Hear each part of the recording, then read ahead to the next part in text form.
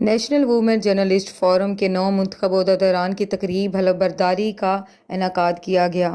National women journalist forum Lahore press club کے اشتراک سے پاکستان میں قائم ہونے والی خواتین صحافیوں کی پہلی تنظیم ہے۔ تقریب کی صدارت لاہور پریس کلب کے صدر اعظم چودھری نے کی۔ مہمان خصوصی میمونہ سلمان، ڈائریکٹر پارلے cosmetic company, Afia Ghani senior رہنما جماعت اسلامی تھیں۔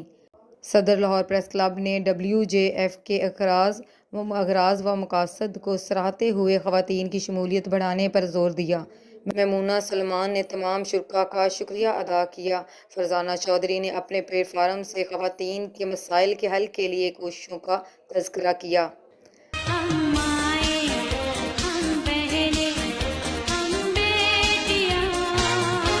جبکہ تمام شرکاء میں خاتون صحافت سرٹیفکیٹ اور تحائف تقسیم کیے گئے۔ خواتین صحافیوں کی بڑھتی تعداد نے اس تقریب میں شرکت کی اور تنظیم کو بھرپور تعاون کا یقین دلایا۔